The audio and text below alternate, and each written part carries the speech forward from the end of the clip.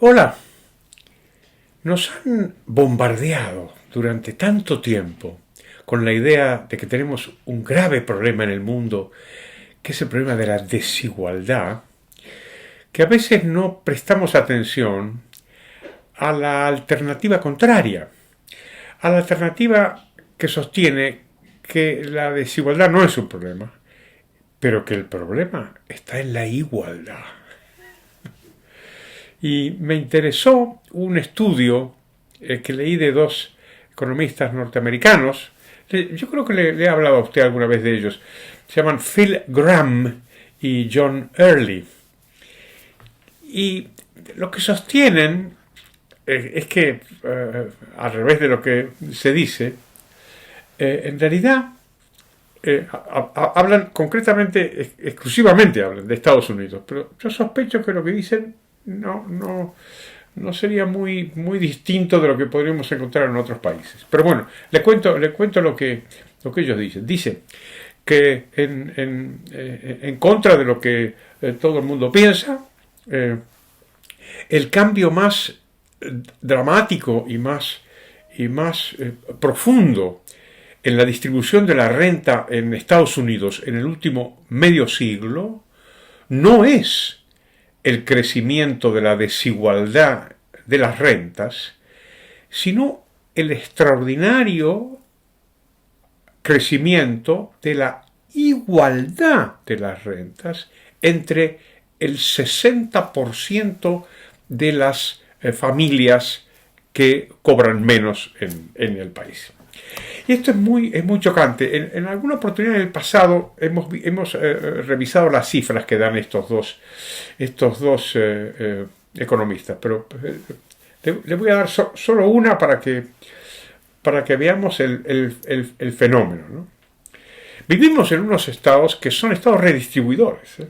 O sea, que cogen dinero del conjunto de la sociedad, pero lo redistribuyen, no lo reparten todos por igual. Entonces, mire, resulta que en los últimos 50 años, en términos reales, las transferencias públicas al 20% de las familias más pobres crecieron un 270%, mientras que los ingresos reales de las familias de rentas medias, después de impuestos, crecieron solo un 150%. ¿Esto qué quiere decir?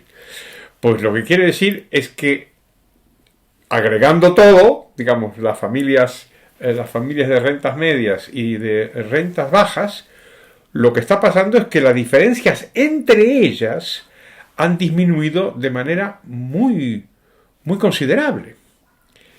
Y la tesis de Gramm y de Early, que es una tesis política importante, es que esto tiene que ver con el populismo. El auge del populismo se deriva de esta circunstancia. No es la desigualdad lo que está llevando a parte del electorado a respaldar el populismo. Es la igualdad forzada por la intervención redistribuidora del Estado. Entonces,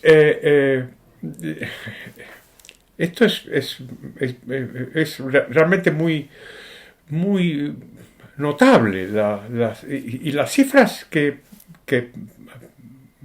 presentan Gramm y Early son bastante claras en ese sentido, ¿no?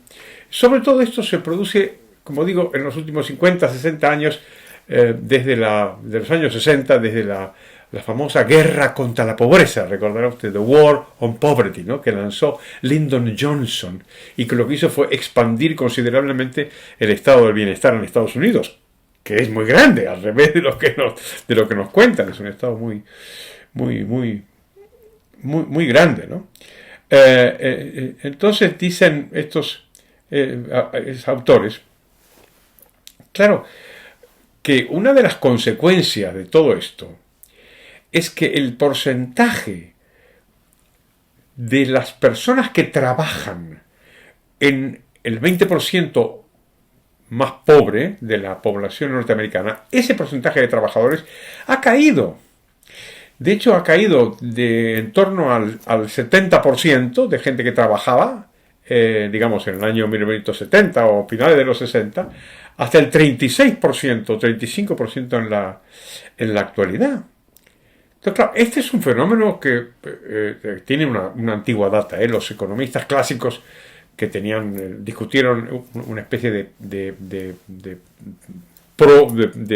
prehistoria, digamos, del estado de bienestar, se dieron cuenta de que las ayudas podían tener efectos nocivos si la ayuda que recibían, pues, las personas que estaban desempleadas, por ejemplo, era más o menos parecida al salario que podían cobrar si trabajaran. Claro, esto tiene un efecto de desincentivar el trabajo, ¿no?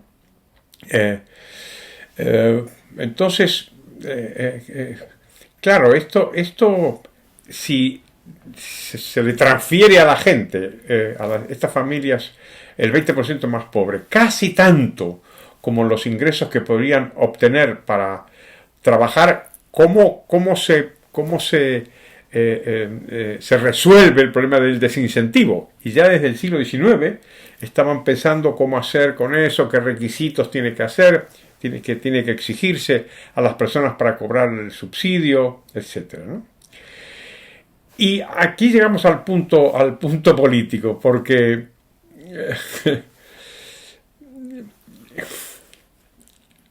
lo que está pasando, dicen estos autores, es que está resentida la clase media, está resentida el estadounidense promedio, no el rico, el estadounidense promedio, y entonces preguntan, ¿contra quién? O sea, ¿contra quién está resentida la clase media? Y dicen, dicen, a pesar de todos los esfuerzos de los políticos del Partido Demócrata para animar el resentimiento de la población contra los ricos, todo este cuento del 1%, los ricos, los banqueros, los empresarios, todo este cambio. A pesar de esto, de todos estos esfuerzos, dicen estos autores, pregunta, ¿cuándo fue la última vez que usted escuchó a un trabajador condenar el hecho de que algunos americanos se enriquezcan? Dice, no nos equivoquemos, dice. La hostilidad de la clase trabajadora es cada vez más contra un sistema que al final lo que está haciendo es que la gente que no trabaja pueda tener unas condiciones de vida que son muy parecidas a los que sí trabajan. Eso es lo que se resienten. Alguna vez le he dicho que esto tiene que ver también con la inmigración. Es decir, la actitud de la población hacia los inmigrantes va a ser tanto más hostil cuanto más se los vea como competidores por los subsidios, en lugar de como cooperadores del esfuerzo colectivo de crear riqueza.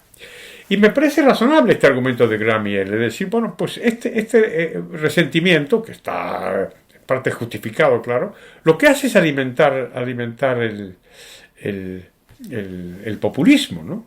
Se rompe, digamos, una posible alianza entre los trabajadores, la clase media baja, si quiere usted, y las personas que cobran el subsidio. ¿Por qué? Y porque están empobreciéndose los trabajadores en comparación a las personas que cobran un subsidio. Y esto está cambiando el sentido del voto. En alguna oportunidad creo que hemos hablado de esto. Es cómo había cambiado el voto de los hispanos, que tienen una tasa de empleo relativamente elevada, y que entonces lo que están haciendo es captar este resentimiento y girar el voto que había sido tradicionalmente demócrata hacia el partido republicano.